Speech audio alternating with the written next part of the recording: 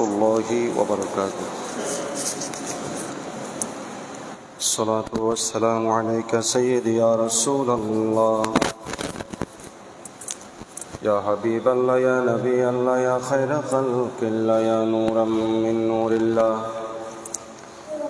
يا جد الحسن والحسين رضي الله تعالى عنهما. أعوذ بالله من الشيطان الرجيم. بسم الله الرحمن الرحيم.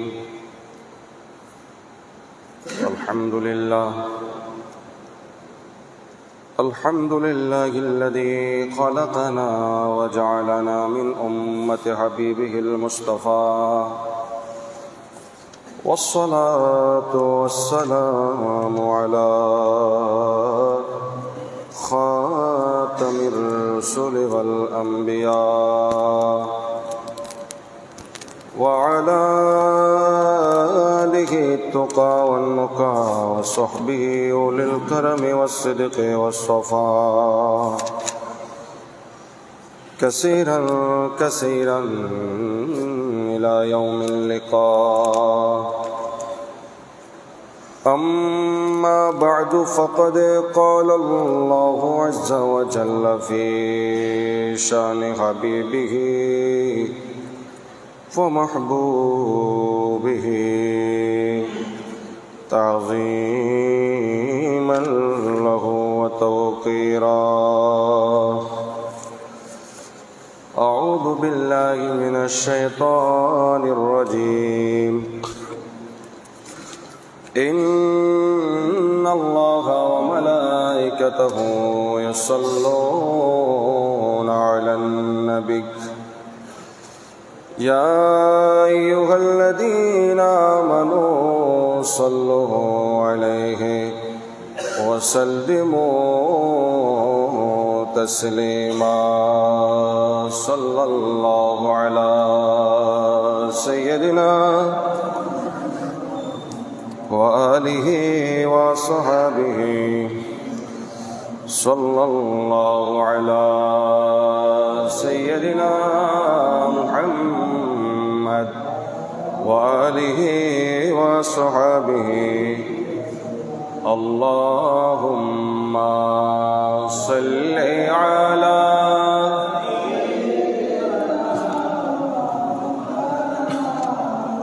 محمد وعلى آل سيدنا.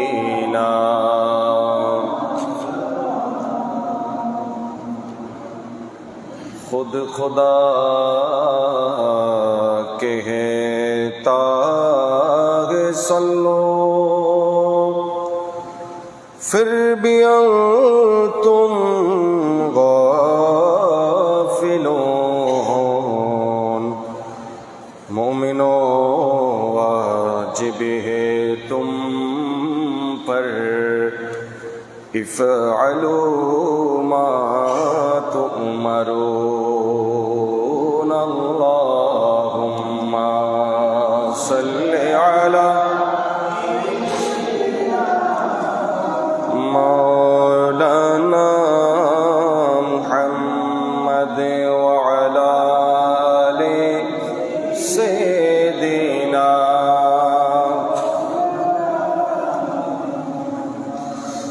इस तरफ जो नूर है तो उस तरफ भी नूर है,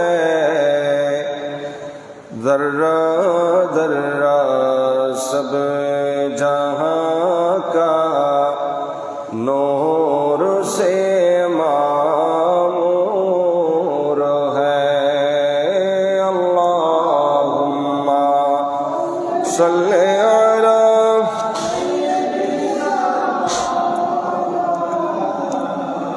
मुहम्मद वअला आलि सय्यिदिना।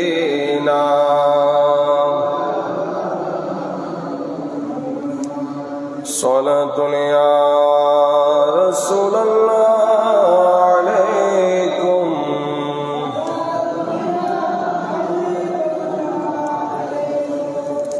दुश्मन अहमद पे शिद्दत कीजिए, मुल्हिदों का क्या मरूअत कीजिए।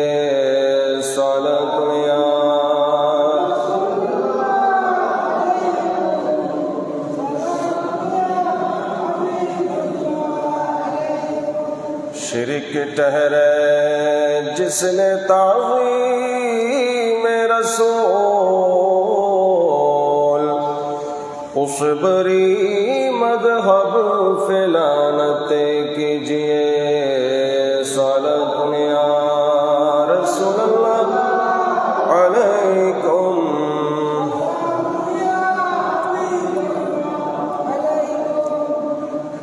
फ़अऊज़ु बिल्लाहि मिनश शैतानिर रजीम। बिफ़ज़्लि बिस्मिल्लाहिर रहमानिर रहीम। वलौ अन्नहुम इज़ ज़लमू अनफुसहुम जाऊक फ़स्तग़फ़रुल्लाह वस्तग़फ़र लहुमुर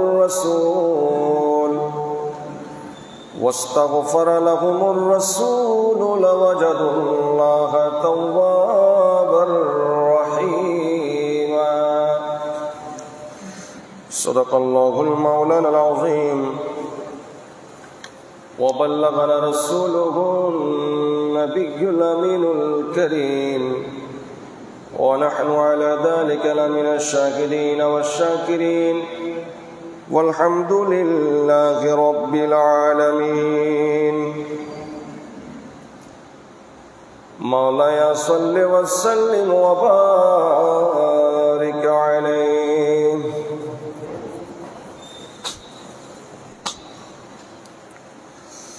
अल्हम्दुलिल्लाह वश्शुक्रु लिल्लाह वस्सलातु वस्सलामु अला रसूलिल्लाह। उपस्थित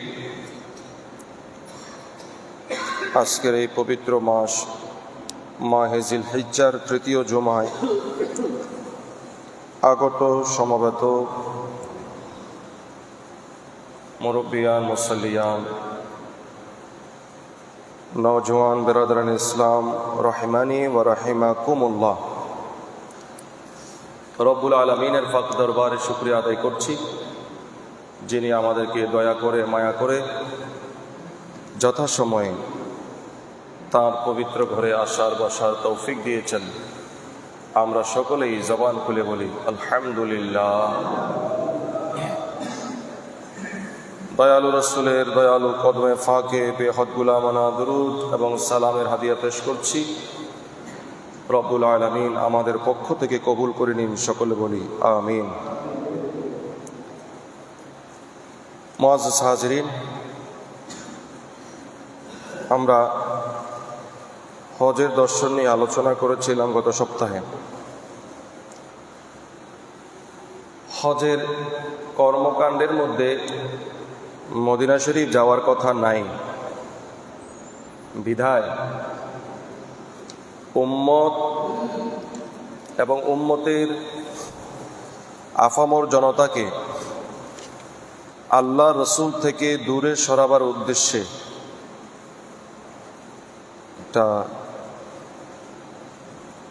ভ্রান্ত একটা কৌশলে, ভ্রান্ত যুক্তির মাধ্যমে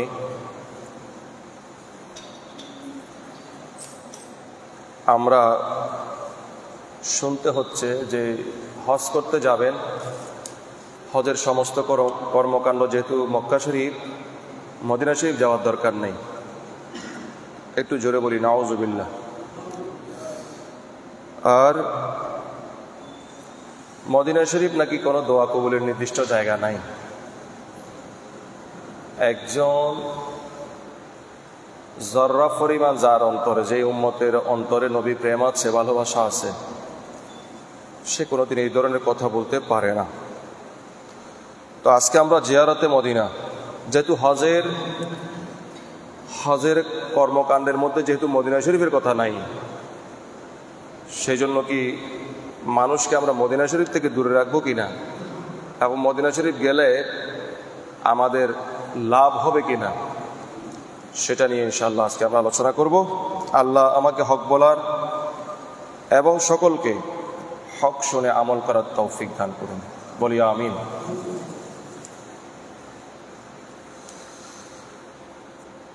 আমাদেরকে একটা কথা মনে রাখতে হবে, যুগে যুগে মানুষ যত বেশি ইবাদত করুক না কেন, আল্লাহ রসুলের প্রেম, ভালোবাসা, মোহাম্মত, আজমত যদি অন্তরে না থাকে, তাহলে এটা দিয়ে তো কোনো লাভ হবে না।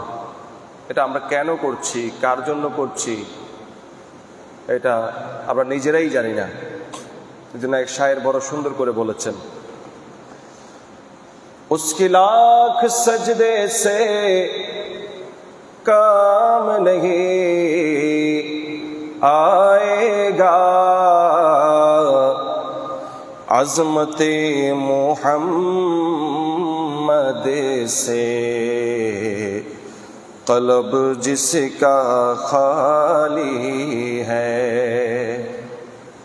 शायर বলছেন, ওই ব্যক্তির লক্ষ লক্ষ সিজদা আল্লাহর দরবারে কবুল হবে না যার অন্তরে নবীর সম্মান, নবীজির তাজিম, নবীজির মোহব্বত থাকবে না।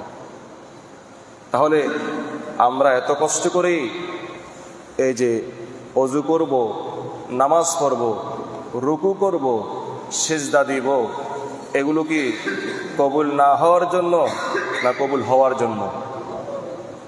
তাহলে কবুল হওয়ার জন্য যদি আমরা ইবাদত করে থাকি, তাহলে সেখানে অবশ্যই নবী প্রেম লাগবে। নবী প্রেম ছাড়া কোনো ইবাদত হবেই না। কবুল তো পরের কথা, ইবাদতই হবে না। কারণ ইবাদতের উপরে আমি প্রায় 2-3 জমা আলোচনা করেছি। ইবাদত কাকে বলে? যে কাজে আল্লাহ রাজি, এই কাজের নাম কি? ইবাদত।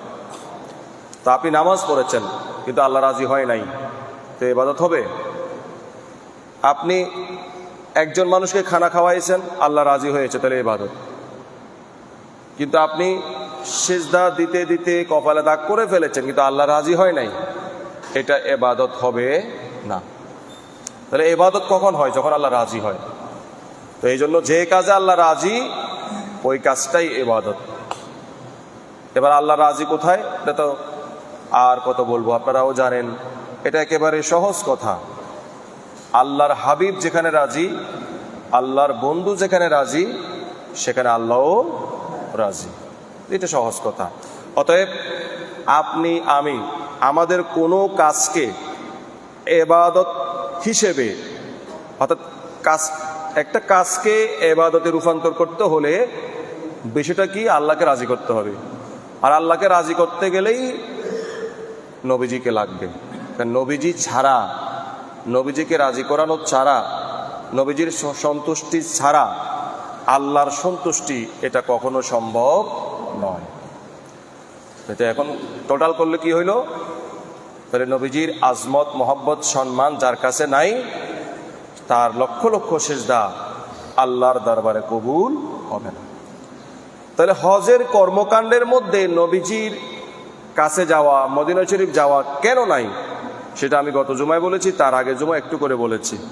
এটা পরীক্ষা যে আমি এত কিছু করলাম, দেখি বলা ছাড়া, কওয়া ছাড়া কে আমার কাছে আসে, এটা পরীক্ষা। তো যেটা পরীক্ষা করা হয়েছে সেখানে আমরা পরীক্ষায় ফেল মারছি তো ফেল মারছি, আবার মাইকের সামনে বলতেছি মদিনা শরীফ যাওয়ার দরকার নাই, মদিনা শরীফ কোনো দোয়া কবুলের জায়গা নাই। সম্পূর্ণ কোরআনে কারীম এবং হাদিসে পাকের বিপরীত কথা। আল্লাহ আমাদেরকে হেফাজত করুন, বলি আমিন। অথচ দেখেন আজকে আমরা যে আয়াতে কারিমা তেলাওয়াত করেছি, সূরা নিসা, সূরা নিসা 5 নম্বর পারা, আয়াত নাম্বার 64। আল্লাহ রব্বুল আলামিন যে বলেছেন এখানে, ওয়ালাউ আন্নাহুম ইয যালামু আনফুসাহুম, বন্ধু আপনার কোনো উম্মত যদি নিজের নফসের উপরে জুলুম করে। কিসের উপরে? নিজের নফসের উপরে জুলুম করে। তার মানে কি? অর্থাৎ গুনাহ করে। নিজের নফসের উপরে জুলুম করা মানে কি? গুনাহ। গুনাহ খাতা করে, অপরাধ করে, তখন সে কি করবে? এখন তার অনুশোচনা হলো, সে আমার পক্ষ থেকে ক্ষমা চায়। তো এখন আমি আল্লাহ সর্বত্র বিরাজমান, আমি সব জায়গার মানুষের কথা শুনি, সব প্রাণী জগতের কথা শুনি, যেই আমার যেখান থেকে ডাকুক আমি শুনি এবং দেখি। এটা আল্লাহর কথা এবং আল্লাহর ও যোগ্যতা, আল্লাহর নিজস্ব ক্ষমতা বলেই এটা আল্লাহর ক্ষমতা। আল্লাহ কারো কাছ থেকে এই ক্ষমতা পান নাই, গ্রহণ করেন নাই, কিন্তু সত্তারোপ করতেছেন আল্লাহ। আমি এখান থেকে ডাকলে আল্লাহ শুনবে, পৃথিবীর প্রত্যন্ত অঞ্চল থেকে যে কেউ আল্লাহকে ডাকলে আল্লাহ শুনবে। তো যিনি শুনবে, আপনি বলতেছেন আল্লাহকে যেখান থেকে ডাকি শুনবে, নির্দিষ্ট কোনো দোয়া কবুলের জায়গা নাই। তো আপনাকে বোঝা উচিত ছিল যার প্রশংসা আপনি করছেন, মানে আল্লাহ আপনার আওয়াজ যেখান থেকে করেন শুনবে। তো যিনি শুনবে তিনি তো বলতেছেন যে তোমরা নিজের নফসের উপর যখন জুলুম করবে, অন্যায় অনাচার করবে, এখন আমাকে ডাক দিতে চাও ক্ষমার আশায়, তাহলে জাউকা হাবিব, এরা যেন পৃথিবীর প্রত্যন্ত অঞ্চল থেকে বিক্ষিপ্তভাবে আমাকে না ডেকে আপনি রসুলের কাছে যায়। বলুন সুবহানাল্লাহ। এই কথাটা কি আমার? একটু কথা বলেন, এই কথাটা কার? আরে কথা বলেন না, এই কথাটা আল্লাহর। কার? আল্লাহর কথা। তো জাউকা, আপনার কাছে যেন যায়, গিয়ে কি করবে? ওই যেটা ও আগে করতে চাইছিল সেটা, ফাস্তাগফিরুল্লাহ, এবার আমি আল্লাহর কাছে ক্ষমা চাইব। তাহলে সে যেখান থেকে ডাকুক আমি শুনবো। তবে আমি যে আল্লাহ, আমার অনেক বৈশিষ্ট্য আছে, আমার অনেক গুণ আছে। আমি জব্বার, আমি কাহ্হার, আমি গফফার, আমি রহমান, আমি রহিম। আমি দয়াও করি, আমি গজবও দেই, আবার আমি দোয়া প্রত্যাখ্যানও করি, দোয়া কবুলও করি। তাহলে আপনি রসুলের কাছে আসলে প্লাস পয়েন্ট কি? ফাস্তাগফিরুল্লাহ। পৃথিবীর প্রত্যন্ত অঞ্চল থেকে আমার বান্দা আমাকে ডেকেছে, আমি শুনেছি, এটা আমার হাতে। আমি কবুল করব কি করব না সেটা আমার হাতে। তবে আপনার যে উম্মতেরা নিশ্চিত ক্ষমা চায়, তারা যেন এই নির্ভরযোগ্য ঠিকানা আপনার কাছে আসে, ক্ষমা চায়, ফাওয়াজাদুল্লাহ, আমি আল্লাহকে পেয়ে যাবে। তবে অন্য জায়গায় ডাকলে যেভাবে পাওয়ার আশঙ্কা ছিল সেভাবে পাবে না। কিভাবে পাবে? তাওয়াবার রহিমা, আমি তাদের তওবা কবুল করতেছি এবং তাদের উপরে দয়া পরবশ হয়ে গেলাম, এই অবস্থায় পাবে। বলুন সুবহানাল্লাহ। তাহলে এই যে আমি সরল অনুবাদটা করলাম, এই অনুবাদটা মনে রাখবেন। এই অনুবাদ নিয়ে এবার আমরা পক্ষে বিপক্ষের কথাগুলার সমাধান করব। এখন আমি তর্জমা করে ফেলছি, আবার একবার বলি। আল্লাহ বলছেন, হাবিব, আপনার কোনো উম্মত গুনাহ করলে, নিজের নফসের উপর জুলুম করলে, যদি ক্ষমা চায় আমার কাছে, একাকি চাইলে হবে না, যেন আপনার কাছে আসে। আপনার কাছে এসে আপনার সামনে আমার কাছে ক্ষমা চাইবে। সেই ক্ষমার মধ্যে আপনি রসুলের সুপারিশ থাকবে। তাহলে আমাকে পাবে কোন অবস্থায়? আমি তাদের তওবা কবুল করেছি, মানে তাদেরকে মাফ করে দিয়েছি এবং তাদেরকে দয়া করেছি, এই অবস্থায় পাবে। বলুন সুবহানাল্লাহ। এইটা আমি আবার সরল তর্জমাটা আবার করে দিলাম। এবার আসেন, আমি এমনি নাম নেই না, তবে এখন নাম নিচ্ছি এই জন্যই, যারা যে ব্যাখ্যা করেছে আমি তুলে ধরতে চাই। ইবনে তাইমিয়া এই আয়াতের ব্যাখ্যায় তিনি বলতে চাচ্ছেন যে এই আয়াতের হুকুম এখন নাই। এই আয়াতের হুকুম নাকি আল্লাহ রসুল যখন দুনিয়ার জমিনে ছিলেন ততক্ষণ পর্যন্ত। খেয়াল করেন, তাহলে ইনার মন্তব্য হলো আল্লাহ রসুল যতক্ষণ দুনিয়ার জমিনে সাহাবীদের সামনে ছিলেন ততক্ষণ পর্যন্ত এই আয়াতের হুকুম, মানে এই আয়াতের বল। এখন এই আয়াতের হুকুম নাই, এই আয়াতের আমল এখন নাই, এটা উনার মন্তব্য। তো এবার আসলে আমরা কিছু পর্যালোচনা করি। কালামে হাকিমের মধ্যে যে আয়াতে কারিমাগুলো আছে ৬,০০০-এর উপরে, ঠিক আছে, কেউ কেউ ৬,২৩২ বলেছে, ৬৬৬ বলেছে, ইখতিলাফ আছে।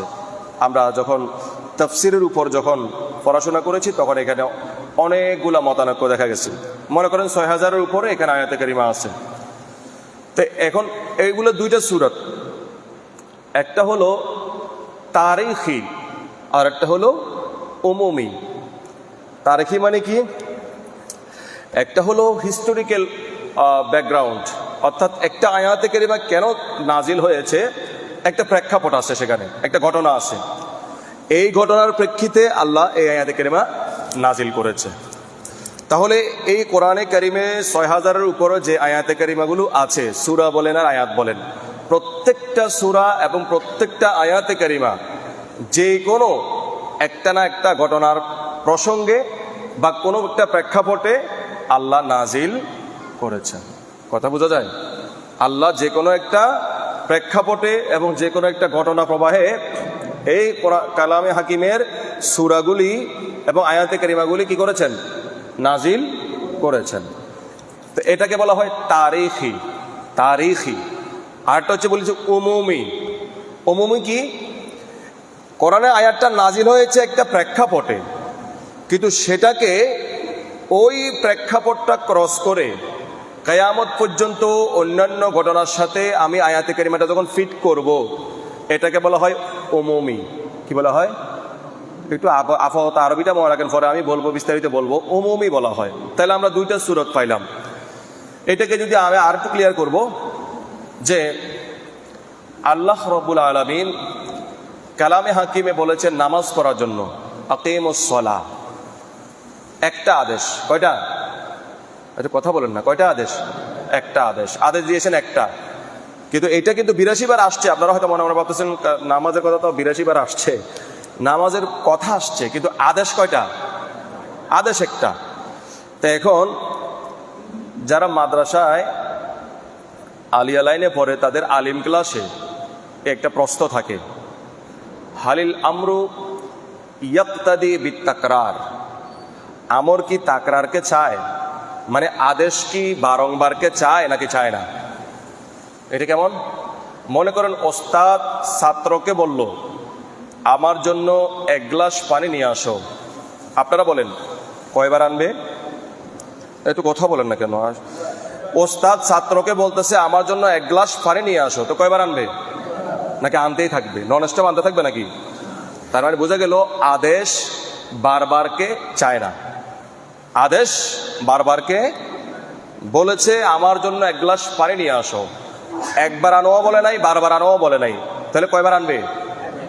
একবার আনবে। যদি বলে প্রতিদিন সকালবেলায় আমার জন্য পানি নিয়ে আসবা, আদেশ দিছে কয়বার? পানি আনবে কয়বার? বারবার, মানে প্রতিদিন সকালে আনবে না। তাহলে বুঝতেছেন আমর বারবারকে চায় কিনা, আদেশ বারবারকে চায় কিনা। এটা কিভাবে বুঝবেন? যখন সময়ের সাথে মোকাইয়াত করা হবে, মানে একটা কাজকে যখন সময়ের সাথে সম্পৃক্ত করা হবে, আদেশ হবে একবার, কিন্তু সময় যতবার আসবে আদেশটা ততবার বলবৎ হয়ে যাবে। এই কথাটা আপনারা বুঝেছেন? কথা বুঝেছেন? এই জন্য নামাজের আদেশ ছিল একটা, আকিমুস সালাহ, আকিমুস সালাহ। ৮২ বার আসুক, কিন্তু আদেশ কয়টা? তাহলে আমরা বারবার পড়ি কেন?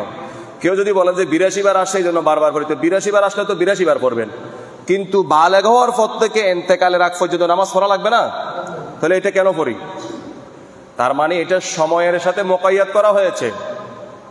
অর্থাৎ আদেশ ছিল একটা, কিন্তু কাজ বারবার কেন? জোহরের সময় যখন এসেছে ওই আদেশ একটাই, কিন্তু সময় যখন এসে গেছে অটোমেটিক আমাকে জোহরের নামাজ পড়তে হচ্ছে, কিন্তু আদেশ একটাই। এখন আপনি এটা মনে করিয়েন না যে ১৫০০ বছর আগে একবার, হুজুর ১৫০০ বছর আগে কোরআন একবার আদেশ করছে, আমরা বারবার পড়বো কেন? আজকে জোহরের সময় আবার আদেশ আসতে হবে, কালকে আসরের সময় আবার আদেশ আসতে হবে না। একবার যে আদেশ হয়েছে, সময় যতবার আসবে ততবার সেই আদেশটা বলবৎ হবে এবং সেটা আমাদের উপর কার্যকর হবে। এই কথাটা আপনারা বুঝেছেন? কথা বলেন না, বুঝেছেন কথাটা? তাহলে আদেশ বারবারকে চায় না, বাট আদেশটা যখন কিছুর সাথে শর্তারোপ করা হয়, সংযুক্ত করা হয়, তখন অটোমেটিক আমরা কাজটা করি। ঠিক আছে? তো এখন ইনি বলতেছেন এই আয়াতটা ১৫০০ বছর আগে বলবৎ ছিল, এখন নাই। যদি এইটা ধরে নেই, মানে ওনার যুক্তিটা ধরে নিলাম আর কি, ঠিক আছে, উনি অনেক বড় আলেম, একটা ব্যাখ্যা করেছেন, আমি ধরে নিলাম, তাহলে তো গোটা কোরআনে কারীমটাই বাদ দিতে হবে। কোনটা কোনটা রাখবে স্যার বলেন? ১৫০০ বছর আগে আল্লাহ নামাজের আদেশ করেছেন, আমি ১৫০০ বছর পরে সেই আদেশটা মানবো কেন? উত্তর একটা দিয়ে দিয়েছি, আপনি বলবেন যে এটা কি মোকাইয়াত করা হয়েছে সময়ের সাথে, সেই জন্য। আমি যদি বলি যে এখানে বদর যুদ্ধের অনেকগুলো আয়াতে কারিমা আছে, এখন তো বদর যুদ্ধ হচ্ছে না, আমি এই আয়াতে কারিমাগুলো তেলাওয়াত করবো কেন? এখান থেকে আমার শিক্ষা কি? প্রশ্ন। এখানে উহুদের যুদ্ধের কথার ব্যাপারে আয়াত আছে, খন্দকের যুদ্ধের ব্যাপারে আয়াতে কারিমা আছে, নমরুদের ব্যাপারে আছে, ফেরাউনের ব্যাপারে আছে, হামানের ব্যাপারে আছে, আবুল আহাবের ব্যাপারে আছে, আছে না নাই? তাহলে কাফেরদের ব্যাপারে আছে। তাহলে ১৫০০ বছর আগের বিভিন্ন স্থান, বিভিন্ন জাতি, বিভিন্ন ব্যক্তি এবং অনেক কিছুর এই প্রেক্ষাপট যদি আমি তারিখি ফাসে মঞ্জার অর্থাৎ ঐতিহাসিক ব্যাকগ্রাউন্ড থেকে আমি দেখি, তাহলে কালামে হাকিমের কোনো আয়াত আমি এখন ওয়াজ করতে পারবো না। কেন? আপনি যে বললেন সেটা ওই জায়গায় সীমিত, তো এইগুলা যদি ওই জায়গায় সীমিত করে দিই আয়াতে কারিমাগুলাকে, তাহলে ১৫০০ বছর পরে আপনারা আমরা এই তফসিরুল কোরআন মাহফিল কিভাবে করব? যে এটা তফসিরুল কোরআন মাহফিল, আন্তর্জাতিক মুফাসসিরে কোরআন তফসির করবেন, তো কেমনে করবেন? যদি আয়াতটা যদি তারিখি অর্থাৎ ঐতিহাসিক ব্যাকগ্রাউন্ডে যদি আপনি সীমাবদ্ধ করেন কোরআন আয়াতকে, তাহলে সেটা ওখানে থেকে যাবে। এখানে আপনি আলোচনা কেমনে করবেন? তাহলে উত্তর হবে কি না, কোরআন যদিও নাজিল হয়েছে ১৫০০ বছর আগে, কিন্তু এটা এবার লাস্টিং, এটা আনচ্যালেঞ্জড, এটা কিয়ামত পর্যন্ত এটা বলবৎ থাকবে। বলুন সুবহানাল্লাহ। তাহলে নাজিল হয়েছে ১৫০০ বছর আগে, কিন্তু এটার বল এবং এটার হুকুম, এটার আইন ১৫০০ বছর আগে শেষ হয় নাই, ১৫০০ বছর পরে এখনো শেষ হয় নাই, কিয়ামত পর্যন্ত এটার আইন শেষ হবে। সেই জন্য আপনারা দেখবেন তাফসির খুলবেন, এই যে একটা আয়াতে কারিমা বলছি না, এটা তাফসির খুলবেন, দেখবেন মুফাসসিরিন এক একজনে এক একটা শানে নজুল লিখেছে। মানে এই আয়াতটা কেন নাজিল হয়েছে, একজনে একটা ঘটনা লিখলো, আরেকজনে আরেকটা ঘটনা লিখলো, তা আপনার মাথা হ্যাং হয়ে যাবে, কিরে আয়াতে কারিমা একটা, তো এতগুলো ঘটনা কেমনে আসলো? তা আপনাকে তখন বুঝতে হবে ওই তারিখি মানে হিস্টোরিক্যাল ব্যাকগ্রাউন্ড থেকে আপনাকে বেরিয়ে আসতে হবে, উমুমি জায়গায় আসতে হবে। মানে এক জায়গায় যদিও আয়াতে কারিমাটা নাজিল হয়েছে, যত জায়গায় এইরকম ক্ষেত্র তৈরি হবে তত জায়গায় এই আয়াতে কারিমাটা ফিট করা যাবে। বলুন সুবহানাল্লাহ। এটা কোরআনের মুজিজা, এটা কোরআনে কি মুজিজা। তাহলে প্রথমে আমি ওনার কথাটা রদ করে দিলাম। উনি যে বলল ১৫০০ বছর আগে এটার পাওয়ার ছিল, এখন ১৫০০ বছর পরে আমরা দোয়া কবুলের জন্য নবীর কাছে যাব না, এই কথাটা কি কোরআনের মানদণ্ডে আয়াতের যেই বিশ্লেষণ করলাম এই মানদণ্ডে এই কথাটা টিকেছে? টিকে নাই। টিকতো যদি এটার পরিবর্তে আরেকটা আয়াত থাকতো, যদি আরেকটা আয়াত আল্লাহ দিত যে রাসূল আপনার ইন্তেকালের পরে মানুষ দোয়া চাইতে যেন আপনার কাছে না আসে, তারা যেন আপন আপন জায়গা থেকে দোয়া করে, এইরকম আরেকটা আয়াত যদি থাকতো, সেটাকে আমরা বলতাম নাসেখ, এটাকে বলতাম কি মনসুখ। মানে এটা রহিত হয়ে গেছে, আরেকটা নতুন আয়াত আসছে, যে এই আয়াত আপনার উম্মত এবং আপনি সরাসরি যখন মিট করতে পারবেন ততক্ষণ পর্যন্ত এই আয়াত থাকবে, এবং আপনি যখন দুনিয়া থেকে চলে যাবেন এই আয়াত থাকবে না। এরকম একটা যদি কোরআনে আয়াত থাকতো তাহলে আমরা এই আয়াত নিয়ে আর কথা বলতে পারতাম। তো এরকম তো আরেকটা আয়াত নাই, তো আরেকটা আয়াত যেহেতু নাই তাহলে আরেকটু বিশ্লেষণে যাব। নবীজি বসা, সাহাবায়ে কেরাম বলছেন ইয়া রাসূলুল্লাহ সাল্লাল্লাহু তাআলা আলাইহি ওয়া আলিহি ওয়াসাল্লাম, আমরা বড় সৌভাগ্যবান, আমরা কোনো একটা বিপদে পড়লে, কোনো একটা কিছু জানতে চাইলে আপনি রসুলের কাছে আসতেছি, আপনি আমাদেরকে উত্তর করে দিচ্ছেন, সহজ করে দিচ্ছেন। যেদিন আপনি রসুল এই দুনিয়ার জমিন থেকে চলে যাবেন তখন আমরা কার কাছে যাব, কার কাছে জিজ্ঞেস করব, আমাদের হবেটা কি?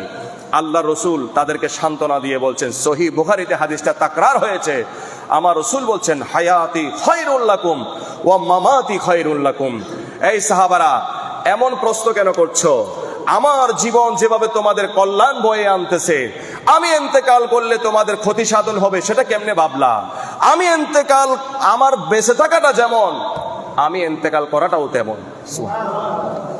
তার মানে কোরআনের এই আয়াতের বিপরীতে আরেকটা আয়াত তো নাই বলে দিলাম, যদি থাকে আমাকে দেখান, আমি রুজু করব, পরের জুমা আমি সারেন্ডার করে বলবো যে এটার বিপরীতে আরেকটা আয়াত আমাকে অমুক ব্যক্তি দেখিয়েছেন, আমি এটা বলে দিয়েছি।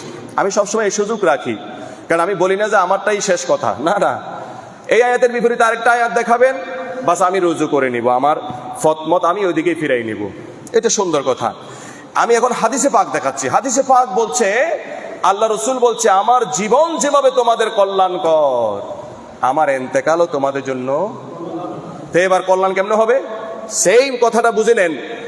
তারা জীবদ্দশায় সে নবীর কাছে যেভাবে উপকার পেয়েছেন, নবী ইন্তেকাল করার পরে রওজায়ে পাকে থাকার পরেও সেম তারা উপকার পাবে, সেটাই তো নবী বুঝাই দিয়েছেন, ঠিক কি না?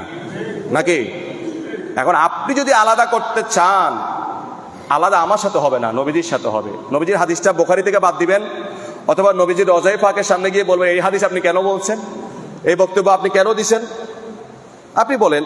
তাহলে আপনাদের খেদমতে আরেকটা হাদিসে পাক আমি শোনাই দিই। শুধু আমাদের নবী না, সমস্ত নবী আফন আফন কবরে সশরীরে জিন্দা। বলুন সুবহানাল্লাহ। লম্বা হাদিস, শেষের অংশ আমি বলছি। আল্লাহ রাসূল বলছেন ইন্নাল্লাহা হারামা আলাল আরদি আন তাকুলা আজসাদাল আম্বিয়া। আবু দাউদ, নাসাই, ইবনে মাজাহ, সিয়াসিতার প্রায় কিতাবে এসেছে, মিশকাতে এসেছে। এখন আল্লাহ রাসূল বলছে শুধু আমি না, এই জগৎ সংসারে আল্লাহ যত নবী রাসূল পাঠিয়েছেন সব নবী রাসূলগুলা ইন্তেকালের পরে আপন আপন কবরে সশরীরে জিন্দা। তাহলে এটাও বললাম।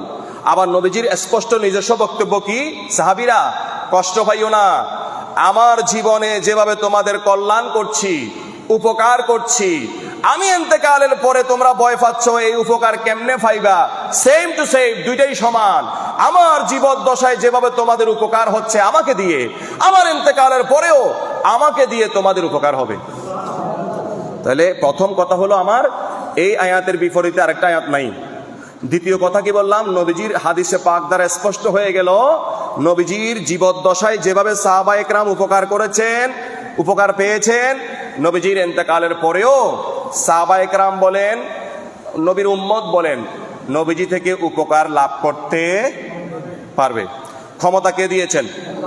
তো আমি বলেছিলাম যে দুইটা ক্ষমতার মধ্যে আপনি কোনটা মানবেন, আপনি কোনটা হজম করতে পারবেন, দুইটাই হাদিসে পাকে এসেছে। একটা হলো আমরা এখান থেকে দরুদ শরীফ পড়লে আল্লাহ রসুল নিজ কানে রওজায়ে পাক থেকে শুনেন এবং দেখেন। ক্ষমতা দিয়েছে কে?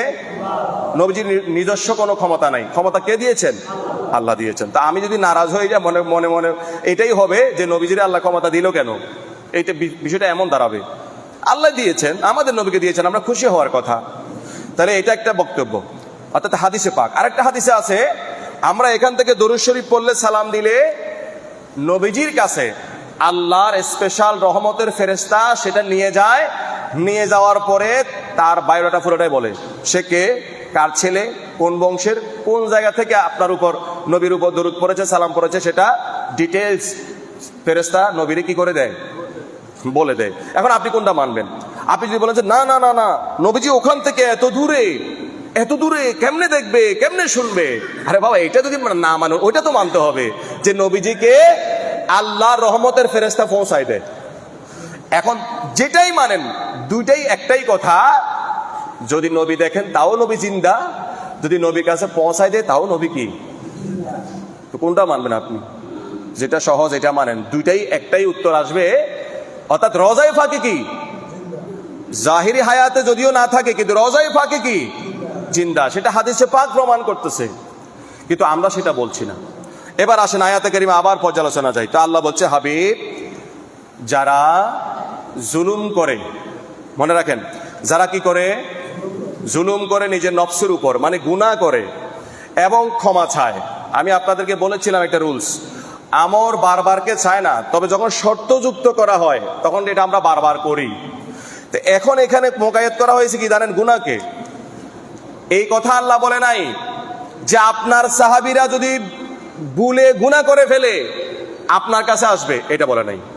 আবার এখন যারা আপনার সামনে আছে, আপনার জীবদ্দশায় যারা গুনাহ করবে তারা আপনার কাছে আসবে, এটাও কোনটা বলছে?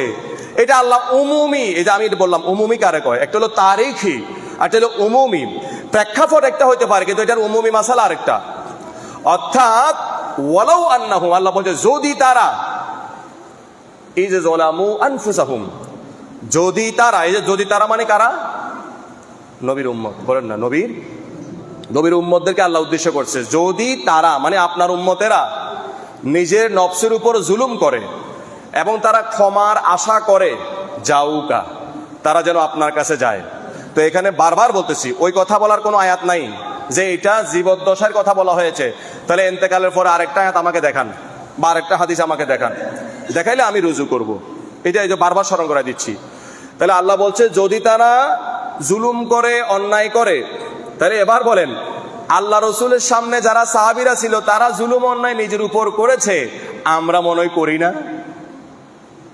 আমরা মনে হয় নিজের উপর জুলুম করি না? আমরা মনে হয় গুনাহ করি না? তাহলে আয়াতটা তারিখি অর্থাৎ হিস্টোরিক্যাল দৃষ্টিকোণ থেকে ওইটা বোঝানো হচ্ছে রসুলের সামনে যেহেতু আয়াত নাজিল হচ্ছে, রসুলের সামনে যারা আছে তারা। আর উমুমি দৃষ্টিকোণ থেকে বোঝা যাচ্ছে কিয়ামত পর্যন্ত যত আপনার উম্মত গুনাহ করবে এবং ক্ষমার আশা করবে, যাউকা তারা যেন আপনার কাছে আসে, ফাস্তাগফিরুল্লাহ, এবং আমি আল্লাহর কাছে ক্ষমা চাই, ওয়াস্তাগফার লাহুমুর রাসূল, আপনি সেই উম্মতের পক্ষে একটু বলে দিবেন, সুপারিশ করে দিবেন, লাওয়াজাদুল্লাহ, আমি কথা দিলাম আপনার সেই উম্মত, সেই উম্মতের প্যানেল আমি আল্লাহকে পেয়ে যাবে কোন অবস্থায়? তাওয়াবার রহিমা, আমি তওবা কবুল করছি, তাদেরকে ক্ষমা করে দিচ্ছি, দয়া পরবশ হয়ে যাচ্ছি, এই অবস্থায় পেয়ে যাবে। একটু জোরে বলুন না সুবহানাল্লাহ। তাহলে আপনি আলাদা কেন করছেন? ওই যে দুশ্মনী আপনার ভিতরে ঢুকছে না, কেন সেখানে যাব? আমরা নবীর ওখানে কেন যাব? ওখানে যাওয়ার কথা নাই। তাহলে এবার আসেন একটা হাদিসে পাক আপনাদেরকে মিসগাইড করা হয় সেটা আমি বলে দিচ্ছি। হাদিসটা সহিহ বুখারীতে এসেছে, মুসলিমে এসেছে, হাদিসের প্রায় কিতাবে এসেছে। আল্লাহ রসুল বলেছেন লা তুশাদ্দুর রিহাল ইল্লা ইলা সালাসাতি মাসাজিদ, তোমরা 3 মসজিদ ছাড়া আর কোথাও ভ্রমণ করিও। এটা স্পষ্ট হাদিস, অথেন্টিক হাদিস। এই হাদিস নিয়ে এবার বিপদ। এখন দেখেন অনেকে আরেকটা ঈদ বাইর করছে, ঈদে গাদিরে খুম। এখন যারা শিয়া, আপনি মনে করেন সহিহ হাদিস ক্লাসের পড়া যদি ক্লাসে না পড়েন, যেই ক্লাসের যেই মান, ওই মানের ফরা না দিয়ে যদি আরেক মানের ফরা দেন তো এই তো ফেল মারবে, প্রত্যেক ক্লাসে ফেল মারবে। যারা ক্লাসে আছে তারা নিজের ক্লাসের থেকে উপরের ক্লাসের ফরা নিয়ে সে ফেল মারবে, আর আপনি আমি টোটাল ক্লাস বাদ দিয়ে শুধুমাত্র একটা বাংলা কিতাব দিয়ে আমরা বলা বলি করি, এ তো সব লেখা আছে, এখন আর হুজুরের কাছে যাওয়ার দরকার কি? ক্লাস কাকে বলে শিখেন, ক্লাস কি জিনিস। আমরা সহিহ হাদিস আর ওই দুর্বল হাদিস এগুলো বোঝার জন্য অনেক ক্লাস পার করে একটা হাদিসের ক্লাস পর্যন্ত গেছি। আর আপনি আমি বলতেছি ক্লাস ছাড়া, উইদাউট ক্লাস আমি এক জায়গায় আছি, অন্য শিক্ষা গ্রহণ করেছি, বাস আমি হাদিসের পণ্ডিত। কি করে সম্ভব এটা? তাহলে আপনার পক্ষে যদি এতটুকু সম্ভব হয়, আসেন আল্লাহ রসুলের একটা হাদিস, আমি হাদিসের ক্রস বেসিং প্রায় সময় আপনাদেরকে বলি, আজকে একটা বলি। আল্লাহ রসুল বলছেন সহিহ হাদিস, আমার ফাতেমা যার উপর রাজি আমিও তার উপর, একটু কথা বলেন, আমার ফাতেমা যার উপর রাজি আমিও তার উপর, এবং বলেছেন আমার ফাতেমা যার উপর নারাজ আমিও তার উপর। এখন ইতিহাস বলেন, আপনি নির্ভরযোগ্য কথা বলেন, আল্লাহ রসুলের কন্যা মা ফাতেমাতুজ জাহরা রাদিয়াল্লাহু তাআলা আনহা, তিনি তার জীবনে সিদ্দিক আকবরের উপর নারাজ ছিলেন, ফারুক আজমের উপরও কি ছিলেন? নারাজ ছিলেন। যে কোনো একটা, এটা আরেকটা আলোচনা, লম্বা আলোচনা, যে কোনো কারণে। ওই হাদিসকে যখন এই যিনি ক্লাস ছাড়া হাদিস পড়ছে আর কি, মানে ক্লাসের বাইরে যিনি হাদিস পড়ছে, ওস্তাদ ছাড়া যিনি হাদিস পড়ছে, তিনি এই হাদিসটা যেদিন পড়বে সেই দিন আরেকজনে বলবে দেখছো আল্লাহ রসুলের অথেন্টিক হাদিস, ফাতেমা যার উপর রাজি তিনিও তার উপর রাজি, ফাতেমা যার উপর নারাজ তিনিও তার উপর। এখন দেখা যাচ্ছে ফাতেমা সিদ্দিক আকবরের উপর নারাজ যে কোনো একটা বিষয়ে, ফাতেমা ফারুক আজমের উপর নারাজ যে কোনো একটা বিষয়ে। তো ওই হাদিসটা যদি আপনাকে এই জায়গায় ফিট করে দেয়, তা আপনি তো বলবেন যে অথেন্টিক হাদিস, সহিহ হাদিসে বলা আছে ফাতেমা তার উপর রাজি আমিও তার উপর রাজি। তো ফাতেমা যেহেতু এদের উপর নারাজ, তার মানে আবু বকর ওমর এদের উপর নবী নারাজ। আপনাকে প্রমাণটা করলো কি দিয়ে? কথা কয় না, সহিহ হাদিস দিয়ে। সহিহ হাদিস দিয়ে আপনাকে প্রমাণ করেছে। এবার আপনার ক্লাস কি? আপনার ক্লাস হবে কি জানেন? হ্যাঁ ঠিক ঠিক, এই ছাড়া আর কোনো উপায় নেই। কিন্তু আমরা যখন ক্লাস মেনটেন করেছি, আমরা বলি যে এটা একটা সহজ উত্তর আমাদের জন্য, এটা ভিন্ন একটা বিষয় না। ফাতেমা নারাজ হওয়ার পরেও, অথেন্টিক হাদিসের নস থাকার পরেও সিদ্দিক আকবরের উপর আল্লাহ রসুল নারাজ নন, ফারুক আজমের উপরও নারাজ। কিভাবে নন সেটা আলোচনা করতে গেলে আজকে আলোচনা চলে যাবে, কিন্তু আমি বুঝাইলাম যে সহিহ হাদিস আপনাকে কোথায় নিয়ে যাবে। এই জাতীয় অসংখ্য সহিহ হাদিস আপনি আমি সমাধান দিতে পারবো না, কিন্তু আমি সহিহ হাদিসের দোহাই দিতে পারবো। সহিহ হাদিসের দোহাই দিয়ে আপনাকে এক দল থেকে আরেক দলে নিতে পারবো, এক জায়গা থেকে ঘুরাই ফিরে আনতে পারবো। বাট ইমামগণ আমরা কমান কেন মানি, ইমাম কেন মানি জানেন? তারাই আল্লাহ রসুল। আমরা তো নিজেরাও একদিনে কয়েক হাজার কথা বলি। সহিহ বুখারীতে 4,500 হাদিস আছে। আল্লাহ রসুলের জীবনে কি মাত্র 4,500 কথা বলেছেন? আল্লাহ রসুলের কথা কাজ মনসম্মতি কি হাদিস বলে? তাই আল্লাহ রসুল কথা কাজ মনসম্মতি কি 4,500 ছিল? লক্ষ লক্ষ হাদিস। তাই এখন ইমাম আজম আবু হানিফা হাদিসের কিতাব লেখেন নাই কেন? আরে লেখেন নাই তো আপনাদেরকে আমাদেরকে বাঁচিয়েছেন। যদি লিখতেন ইমাম বুখারীর ওস্তাদ 1,500, কয় হাজার? 1,500 থেকে কম, তো তিনি হাদিস জানেন 3 লক্ষের উপরে। আর ইমাম আজমের ওস্তাদ 4,500। যে 1,500 ওস্তাদ থেকে যদি 3-4 লাখ 6 লাখ হাদিস পায়, তো যার ওস্তাদ 4,500 তিনি কি তিনার কাছে হাদিস সংগ্রহ কম না বেশি? তো তিনি লিখলেন না কেন? তিনি চিন্তা করলেন আল্লাহ রসুলের এক একটা হাদিস এক রকম, প্রেক্ষাপট এক রকম, তারিখি মঞ্জার কি হবে, উমুমি মঞ্জার কি হবে, উম্মত তো বুঝবে না, উম্মত তো এটা নিয়ে ফিতনায় পড়ে যাবে। সেই জন্য তিনি সহজ মাসআলা যেটা, সেটা তিনি প্রণয়ন করেছেন। আপনি ওযুর অধ্যায়ে যান, ওযু করতে পারবেন না যদি হুজুরের কথা না মানেন, ওলামায়ে কেরামের কথা না মানেন, আপনি ওযু করতে পারবেন না। কেন? ওযুর হাদিসে যখন যাবেন, ওযুর অধ্যায়ে যখন যাবেন, বিভিন্ন ক্যাটাগরির হাদিস আছে। কোনো জায়গায় বলেছে আপনি অঙ্গ 1 বার ধুইবেন, 3 বার ধুইবেন, 2 বার ধুইবেন। আপনি 3-4টা হাদিস পড়লেন, বলেন তো আপনি কোনটা মানবেন? একটাকে যদি আপনি ধরে নেন আর 2টা আপনি বাদ দিয়ে দিলেন, তাহলে মানলেন কই? এই জন্য যারা ক্লাস মেনটেন করেছে তাদের কথা আমাদেরকে মানতে হবে, তাদের কথা আমাদেরকে শুনতে হবে। আচ্ছা, এবার আমরা আবার আলোচনায় আসি। তাহলে আল্লাহ রসুলের কাছে যেতে কে বলেছেন? আল্লাহ বলেছেন। এবার নবীজি বলছেন তোমরা 3টা জায়গায় নিয়ত করে যেতে পারবে, সওয়াবের নিয়ত করে যেতে পারবে। এই ছাড়া আর অন্য কোনো জায়গায় সওয়াবের নিয়তে, ফজিলতের নিয়তে তোমরা ভ্রমণ করতে পারবে? কথা বলে না, পারবে।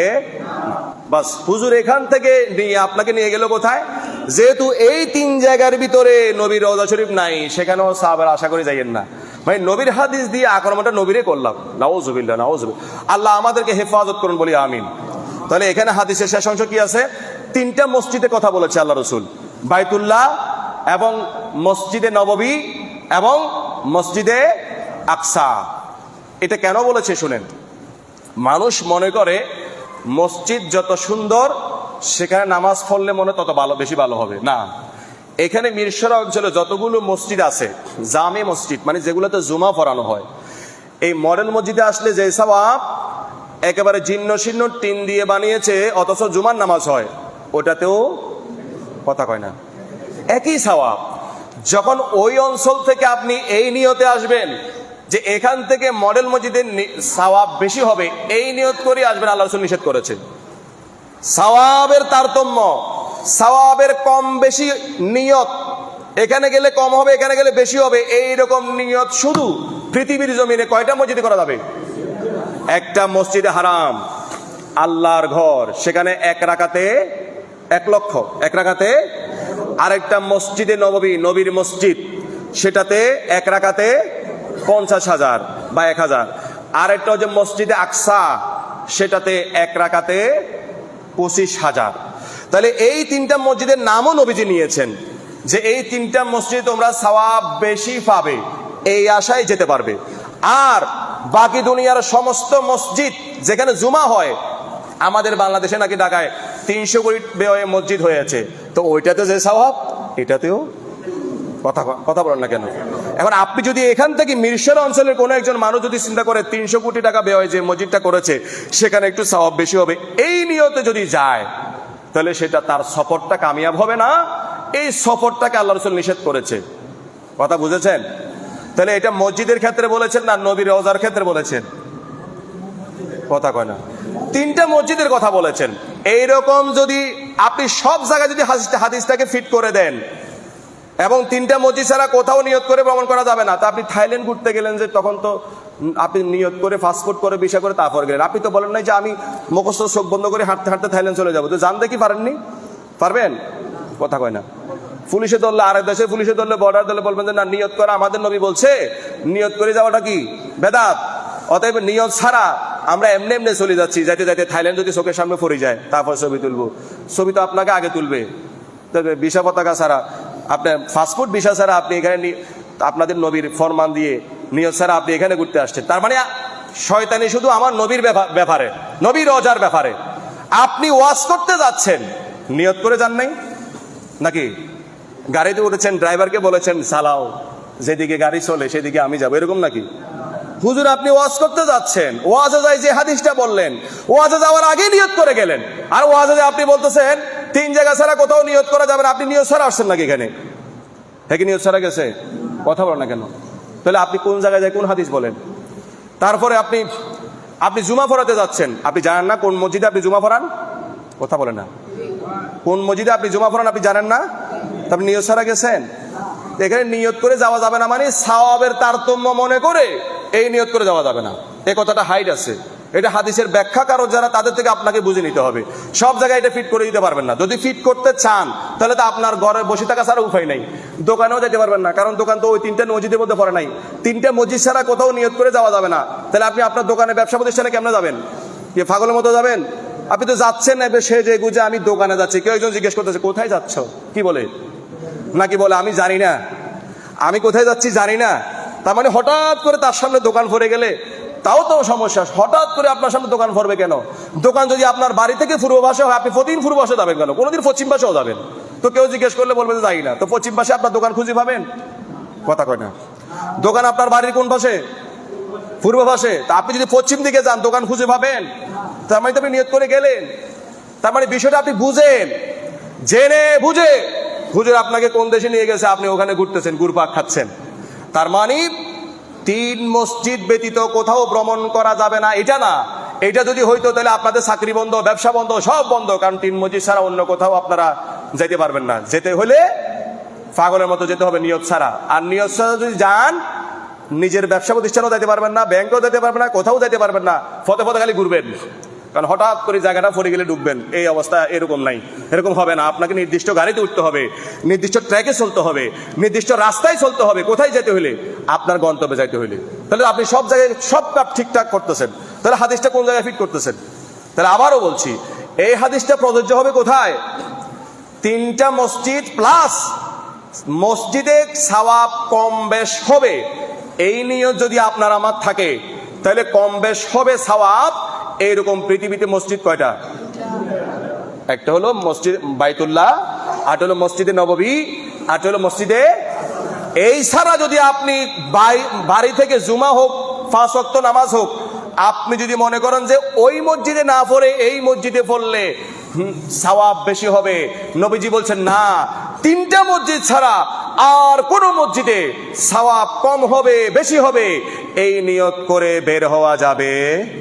আর আপনি আমাকে আর আপনাকে বুঝাইলো কি 3 মসজিদ ছাড়া আর কোথাও ভ্রমণ করা যাবে না। তো আমরাও বুঝে নিলাম কি আপনি ভ্রমণ করেন না, আপনি প্রতিদিন ভ্রমণ করতেছেন, প্রতিদিন ভ্রমণ করতেছেন, তাও বলেন যে নিয়ত করে ভ্রমণ করা যাবে না। তো এগুলো আপনারা যদি না বুঝেন, বুঝার চেষ্টা না করেন, তো কি করে হবে? বিষয়টা হচ্ছে ক্লাসের। এই জন্য ক্লাসের প্রয়োজনীয়তা আছে, কমান্ড মানার প্রয়োজনীয়তা আছে। যাক, আমি আপনাদেরকে আরেকটা হাদিসে পাক দেখাই, একটা ঘটনা দেখাই। তাফসীর ইবনে কাসিরকে অনেকেই মানে। হ্যাঁ, আমরা নবীর কাছে কেন যাব? নবীজির কাছে কেন যাব? গেলে কি লাভ হবে, না গেলে কি ক্ষতি হবে? আমি আপনাদেরকে বলেছিলাম, ইবলিস তার পজিশন ছিল সে মুআল্লিমুল মালায়েকা, ফেরেশতাদের লিডার। আর আদেশ অমান্য করেছে একটা, হয়ে গেল ইবলিস। ফেরেশতা সর্দার থেকে হয়ে গেল কি? ইবলিস। আর আমরা জান্নাতে এখনো যাই নাই, ফেরেশতার আদর্শ আমাদের মধ্যে নাই। আমরা জমিনে অহরহ অন্যায়, আল্লাহর আদেশ অহরহ অমান্য করতেছি। তো নিজের মুসলমান কেন বলেন, ইমানদার কেন বলেন? ইবলিস একটা হুকুম অমান্য করে সে কাফের হয়ে গেল, আর আমরা এতগুলো হুকুম অমান্য করে আমরা ইমানদার থাকি কেমনে? আল্লাহ বুঝাই দিলেন, হাবিব রে যাও কাফ, ইবলিস আমার আদেশ অমান্য করেছে, তাকে বাঁচাবার জন্য মাঝখানে কেউ ছিল না। আপনার উম্মত আমার অহরহ হুকুম অমান্য করার পরেও ইমানদার, মাঝখানে আপনি রসুলকে আমি বাঁচাবার জন্য রেখেছি। সেই জন্য আপনার উম্মত অপরাধ করার পরেও কি ইমানদার, এটা বুঝেন না? যদি বলেন যে না রসুল মরে গেছে পচে গেছে, তাহলে তো আপনি আদেশ অমান্য করার কারণে আপনি মুসলমান থেকে খারেজ হয়ে গেছেন, আপনি ইমানদার কেমনে হয়ে থাকেন?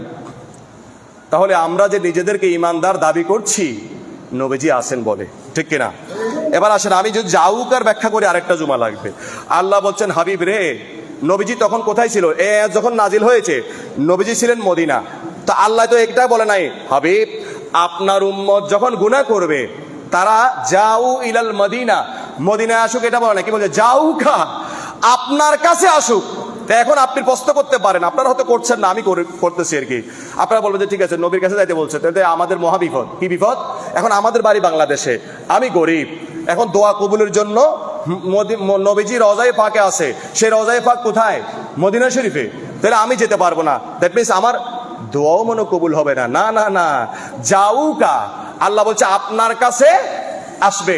এবার আল্লাহকে প্রশ্ন করবো, আল্লাহ আমরা বাংলার মানুষ, আপনার প্রিয় নবী মদিনায় মুনাওয়ারায় রওজায়ে পাকে সশরীরে জিন্দা, ঠিক আছে, আমরা দোয়ার জন্য সেখানে কি করে যাব? আমাদের তো সেই তৌফিক নাই। আল্লাহ সূরা আহজাবের 6 নম্বর আয়াতে বলে দিয়েছেন, আন-নাবিয়্যু আওলা বিল মুমিনিনা মিন আনফুসিহিম, নবী মুমিনों की জান সে ভি আকরাব হে, নজদীকে তর হে। নবীকে পাওয়ার জন্য শুধু মদিনা শরীফ যাওয়া লাগবে না, নবী প্রত্যেক ইমানদারের জানের চাইতে আরো কাছে আছে।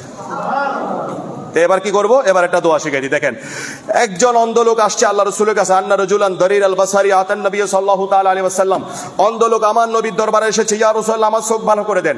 আমার নবী বলছেন, এই আমার সাহাবী শোনো, তোমাকে যদি আমি চোখ ভালো করে দুনিয়ার জমিনে তুমি আমাকে দেখতে পাবে, আর যদি মনে করো চোখ থাকুক আমি তোমার জন্য দোয়া করে দেই, তাহলে কাল কিয়ামতের ময়দানে তোমার অনেক লাভ হবে। এই সাহেব হচ্ছে দরকার নাই, আমি আমার চোখ দিয়ে আপনি রসুলকে দেখতে চাই, আমি আমার চোখ দিয়ে আপনি রসুলকে দেখতে চাই। কিয়ামত কি ফয়সালা হবে সেটা পরে, আপনি ভালো করে দেন। আমার রসুল বলছে যাও ওযু করে আসো, 2 রাকাত নামাজ পড়ো। রসুলের সামনে বসাইলেন, রসুল দোয়া শিখাচ্ছেন। আবার বেদাত বললে তো বলবেন, রসুল দোয়াটা শিখাচ্ছেন কারে? ওই অন্ধ লোকরে। বলো আল্লাহুম্মা ইন্নী আসআলুকা, আল্লাহ আমি আপনার কাছে চাই, এবং ওয়া আতাওয়াজ্জাহু ইলাইকা, আমি আপনার নিকট মনোনিবেশ করছি। ইলাইকা, আপনার নিকট। কিভাবে? নিজ ক্ষমতায় না, নিজ যোগ্যতায় না। বিমুহাম্মাদিন নবিয়্যির রাহমা, এই নবীকে সামনে নিয়ে, এই নবীর উসিলা নিয়ে আমি আপনার নিকট চাচ্ছি এবং আপনার নিকট মনোনিবেশ করলাম। এই দোয়াটা কি আমি শিখেছি নাকি? কে শিখাইলো? রসুল সামনাসামনি শিখাচ্ছে, আবার বলছে তুমি বলো এইভাবে। তো বলার পর বলছে, পরের অংশ আরো চমৎকার, দেখেন, ইয়া মুহাম্মাদু ইন্নী কাদ তাওয়াজ্জাহতু বিকা, ইয়া রাসূলুল্লাহ, এবার আমি আপনার দিকে মনোনিবেশ করলাম। দোয়ার দ্বিতীয় অংশ। প্রথম অংশ কি? আল্লাহ আমি আপনার কাছে চাচ্ছি, আপনার নিকট মনোনিবেশ করেছি, নিজ ক্ষমতায় না, নিজ যোগ্যতায় না, আপনার রসুলকে উসিলা নিয়ে, আপনার রহমতের নবীর উসিলা নিয়ে। এবার দ্বিতীয় অংশ, এ মুহাম্মদ সাল্লাল্লাহু আলাইহি ওয়াসাল্লাম ইন্নী কাদ তাওয়াজ্জাহতু বিকা, আমি এবার আপনার নিকট মনোনিবেশ করলাম। কেন? ইলা রব্বি, রব যেন এবার আমার দিকে তাকায়, ফি হাজাতি, যে প্রয়োজন নিয়ে আমি এসেছি সেই প্রয়োজনের দিকে। এ দোয়ার কয়টা অংশ বললাম? প্রথম অংশ সে বলতেছে আল্লাহ আমি তোমার নিকট মনোনিবেশ করলাম, তোমার কাছে চাচ্ছি এই নবীর উসিলা নিয়ে। এবার নবীকে বলতেছে, হে মুহাম্মদ সাল্লাল্লাহু আলাইহি ওয়াসাল্লাম, আমি আপনার নিকট মনোনিবেশ করেছি যাতে এবার আল্লাহ আমার দিকে তাকায়। তো শিরিক হইছে? তো তাহলে আপনি হাদিসটা ফেলে দেন। যদি শিরিক বলতে চান, এই সহিহ হাদিসটা আপনি ফেলে দেন, তাহলে দোয়াটা নবীজি শিখিয়েছেন। তাহলে আমরা 2টা কথা পাইলাম। যারা হজ করতে মক্কা শরীফ যাবে, মদিনা শরীফ যাওয়ার যদি সুযোগ থাকে, তাহলে তারা মদিনা শরীফ, কথা বলেন না, মদিনা শরীফ কেন? সেখানে গেলে কি হবে? গুনাহ মাফ। এটা ধারাবাহিক আমি আলোচনা করব। আর যারা আমরা যেতে পাই না তাদেরটাও বলে দিলাম। মনে মনে ভাববে যে তাইলে তো মনে হয় আমাদের আর দোয়া মনে কবুল হবে না, যে ওয়াজটা হুজুরে করেছে। এখন আমরা এই জায়গায় নবীর কাছে নবীর কেমনে ভাবো? আল্লাহ বলছে এটা তো আমি কোরআনে বলে দিয়েছি, নবী তোমাদের জানের চাইতে আরো। তাহলে আমরা দোয়া করার সময় নবীর কাছে যেতে না পারলেও নবীকে উসিলা নিয়ে দোয়া করতে পারবো কি পারবো না? বলেন না, পারবো কি পারবো না? এই জন্য আপনাদেরকে বলি, নিয়ত করে যাওয়ার দরকার না। আপনি তো ভুলের সাগরে ভাসতেছেন। আপনি বলছেন 3 জায়গা ছাড়া অন্য কোথাও নিয়ত করে যাওয়া যাবে না, এটা সম্পূর্ণ ভুল কথা। 3 মসজিদ ছাড়া বলছে, অন্য মসজিদে নিয়ত করে যাওয়া যাবে না। এখানে তো নিয়তের কথা আসে নাই, এখানে তো সরাসরি আল্লাহর হুকুম, যাউকা, তারা যেন যায়। তো যেখানে আল্লাহর হুকুম যাওয়ার জন্য, সেখানে নিয়ত করা যাবে বা করা যাবে না এত কোথানি তো দরকার নাই। সেখানে যাইতে বলেছেন কে? নবীর কাছে যেতে বলেছেন কে? যেখানে আল্লাহর হুকুম এসে গেছে, সেখানে আপনি নিয়তের কথা দিয়ে আল্লাহর হুকুম বাদ দিতে পারবেন? পারা যাবে?